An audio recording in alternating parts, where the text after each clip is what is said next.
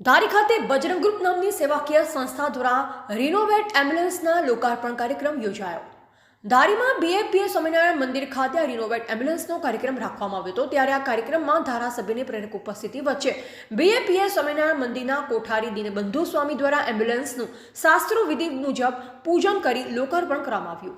અગાઉ કેન્દ્રીય મંત્રી પુરુષોત્તમ રૂપાલાની ગ્રાન્ટમાંથી ધારીની સેવાકીય સંસ્થા બજરંગ ગ્રુપને એમ્બ્યુલન્સ ફાળવવામાં આવી, જે એમ્બ્યુલન્સ ઘણા વર્ષો સુધી સેવામાં રહી। ત્યારબાદ આ એમ્બ્યુલન્સને ફરીથી રિનોવેશન કરાવવાની કામગીરી હાથ ધરવામાં આવી, જેમાં રિનોવેશનના મુખ્યદાતા મહેશભાઈ ટીમ્બડિયા અને તેમના પરિવાર તરફથી તેમના સ્વર્ગસ્થ પિતા વલ્લભભાઈ મંજીભાઈ ટીમ્બડિયાના સમરણ રૂપે આ એમ્બ્યુલન્સને પુનઃ રિનોવેશન કરાવી ફરીથી લોકોની સેવામાં અર્પણ કરી હતી। ત્યારે આ પ્રસંગ અનુરૂપ ધારાસભ્ય જેવી કાકડિયા, બજરંગ ગ્રુપના પ્રમુખ પરેશ પટની, અનુભાઈ લલિયા તેમજ ધારી શહેરના તમામ વેપારી તેમજ ગ્રામજનો મોટી સંખ્યામાં ઉપસ્થિત રહ્યા હતા। રિપોર્ટર કાજલ ત્રિવેદી, ધારી।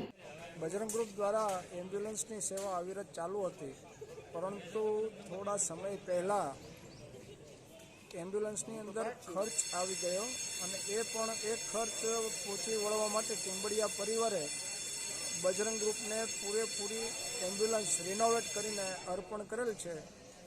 આ પ્રસંગે આજે સ્વામિનારાયણ મંદિરે આ એમ્બ્યુલન્સનું લોકાર્પણ કરવામાં આવેલ। જય બજરંગ। રોજ ધારી બજરંગ ગ્રુપને આદરણીય રૂપાલા સાહેબ તરફથી જે એમ્બ્યુલન્સ મળી હતી એનું રિનોવેશન કરી અને કોઠા પીપળિયા બાજુનું ગામ છે એના દાતાશ્રીએ રિનોવેશન માટે 1.25 લાખ ઉપર જેવી ગ્રાન્ટ આપી અને આ જે એમ્બ્યુલન્સ જોઈ રહ્યા છો રિનોવેશન કરાવેલ છે।